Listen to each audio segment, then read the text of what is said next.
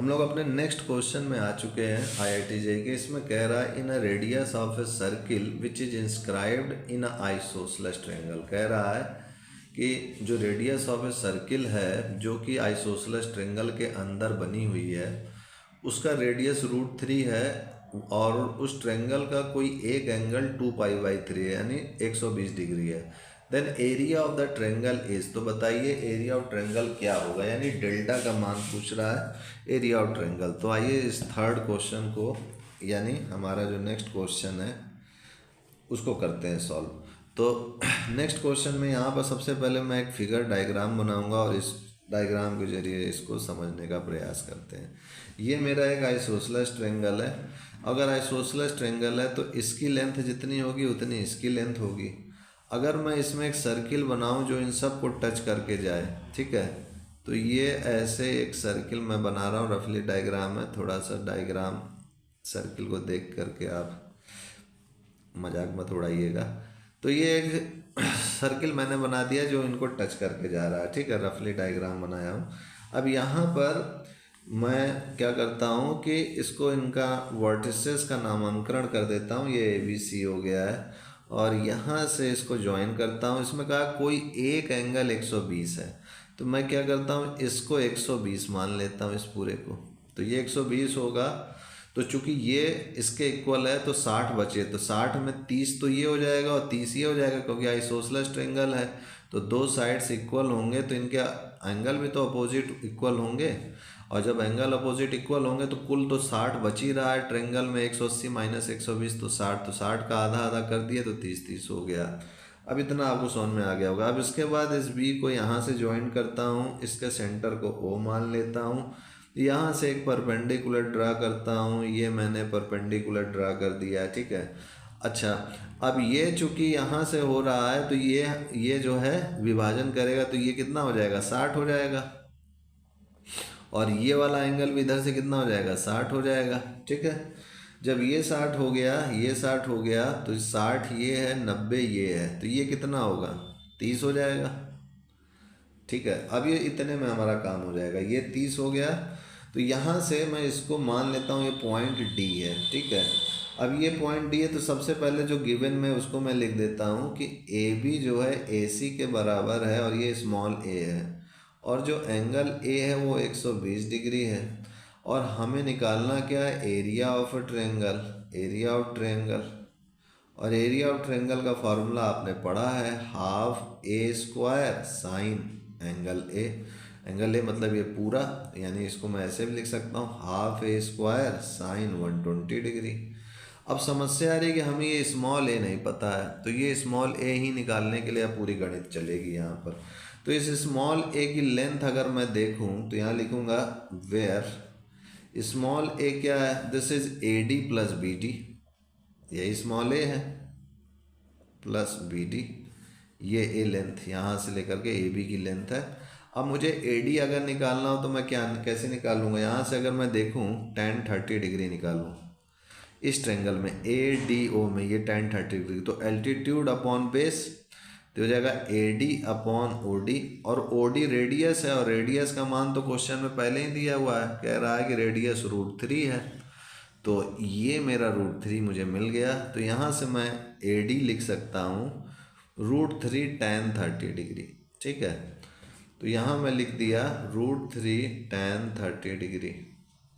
अब आते हैं BD पे, BD भी इसी तरीके से निकालेंगे। तो BD का देखें तो ये अगर 30 डिग्री है पूरा का पूरा, तो यहाँ से ये जो इससे मैच किए तो ये कितना हो जाएगा, ये 15 डिग्री हो जाएगा, दिस इज 15 डिग्री। अब अगर मैं cot 15 डिग्री निकालूँ तो cot 15 डिग्री कितना होगा, बेस अपॉन एल्टीट्यूड, तो बेस कितना है BD, एल्टीट्यूड है OD, तो BD हो जाएगा OD cot 15 डिग्री। अब OD मेरा कितना है, OD मेरा रेडियस है जो कि पहले ही √3 है, तो ये cot 15 डिग्री। तो यहाँ मैं लिख सकता हूँ √3 cot 15 डिग्री। अब इसको मैं आगे सॉल्व करूँ तो √3 tan 30 डिग्री तो 1/√3 होता है, ये √3 cot 15 डिग्री 1/tan 15 डिग्री, तो ये तो कैंसिल आउट होके 1 दे देगा। और ये हो जाएगा √3 और tan 15 डिग्री कितना मैं लिख सकता हूँ, tan 45 माइनस 30। ठीक है, तो tan a माइनस बी क्या हो जाएगा मेरा, ये हो जाएगा tan a minus tan b, upon वाला चीज़ ऊपर चला जाएगा तो अपॉन में हो जाएगा 1 plus tan a tan b। ये हो गया मेरा। तो यहाँ से अगर मैं सॉल्व करूँ तो हो जाएगा 1 plus √3 into this is 1 plus tan 45 degree होता है मेरे पास 1 और tan 30 डिग्री होता है मेरा 1/√3। तो यहाँ मैं लिख दूंगा 1 प्लस 1/√3 और अपॉन में सॉल्व करूँगा तो हो जाएगा 1 माइनस 1/√3। तो इसको सॉल्व करूँगा मैं तो ये हो जाएगा 1 plus √3 into √3 plus 1 upon √3 minus 1। इसको मैं और आगे सॉल्व करूँ अगर तो √3 प्लस 1 से अगर मैं ऊपर नीचे मल्टीप्लाई कर दूँ तो √3 प्लस 1 अपॉन √3 प्लस 1। तो ये हो जाएगा 1 प्लस √3, दिस इज √3 प्लस 1 का स्क्वायर, दिस इज √3 का स्क्वायर माइनस 1 का स्क्वायर। तो हो जाएगा 1 plus √3, this is 3 plus 2√3 plus 1 upon 3 minus 1। ये हो गया। तो ये हो जाएगा 1 प्लस √3 को अंदर मल्टीप्लाई किया, 3 प्लस 1 4 हो जाएगा तो 4√3 प्लस √3 इंटू √3 क्या हो जाएगा 3 2 जा 6 अपॉन 3 माइनस 1 2। तो ये हो जाएगा मेरे पास 3 माइनस 1 2। ठीक है, तो ये 6 प्लस 1 7 हो रहा, कहीं मिस्टेक तो नहीं हो रही, एक बार फिर से मैं चेकआउट करता हूँ। अच्छा ठीक है, देखिए मिस्टेक मिल गई। ये 3 माइनस 1 2 जब मैं एलसीएम लूँगा तो इसमें भी तो जाएगा, तो ये 1 की जगह 2 हो जाएगा। ठीक है, तो ये 2 हो गया, तो 6 2 8 हो गया। 8 प्लस 4√3/2, तो ये हो जाएगा 4 प्लस, यहाँ से अगर मैं 2 कॉमन लूँगा तो 4 प्लस 2√3 ये हो जाएगा।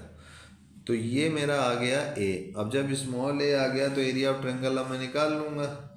तो एरिया ऑफ ट्रायंगल मैं इधर निकाल लेता हूँ, तो यहाँ लिखूँगा देयरफॉर एरिया ऑफ ट्रायंगल, जो कि मैंने यहाँ अभी फॉर्मूला लिखा था, हाफ ए स्क्वायर साइन 120 डिग्री, हाफ ए स्क्वायर साइन 120 डिग्री। और ये हो गया हाफ ए स्क्वायर, ए का मान तो 4 प्लस 2√3 है होल स्क्वायर, और साइन 120 डिग्री को मैं क्या लिख सकता हूँ, साइन 90 प्लस 30। तो साइन 90 प्लस 30 कितना हो जाएगा, कॉस 30 हाफ। इसको थोड़ा सा और सॉल्व कर लेता हूँ मैं, या फिर ऐसे ही बने रहने देता हूँ। 4 प्लस 2 अच्छा सॉल्व कर देता हूँ क्योंकि आंसर जो है सॉल्व करके आ रहा है। तो 4 का स्क्वायर 16 हो जाएगा, और ये 2√3 का स्क्वायर करूँगा तो 4 3 जा 12 हो जाएगा प्लस, और फिर से इसको सॉल्व करूँगा 4 2 जा 8 8 2 जा 16√3 हो जाएगा, और साइन 90 प्लस थीटा तो ये कॉस थीटा हो जाएगा। ठीक है, तो ये हो जाएगा हाफ 16 2 18 10 28 प्लस 16√3 और कॉस 30 डिग्री √3/2 होता है। अब यहाँ से देखा जाए तो 4 कॉमन मिल जाएगा, तो 4 नीचे से कैंसिल आउट हो जाएगा, तो यहाँ क्या बचेगा 7 प्लस 4√3 इंटू √3 ये बचेगा। अब √3 अंदर मल्टीप्लाई कर दूंगा तो ये 4 3 जा 12 हो जाएगा प्लस 7√3 स्क्वायर यूनिट्स, यही आंसर हो जाएगा। तो मैं ऑप्शन मिलाता हूँ, देखता हूँ कौन सा मैच कर रहा है मेरा। तो 12 प्लस 7√3 मैच कर रहा है, यानी ऑप्शन सी करेक्ट है। तो सी इज़ द करेक्ट। तो इस टाइप से मेरा ये IIT JEE का 2006 का क्वेश्चन हो गया है। नेक्स्ट वीडियो में हम लोग आगे के नेक्स्ट क्वेश्चन देखेंगे। तब तक के लिए जय गुरुदेव, जय Shri Ram, and I will see you next time.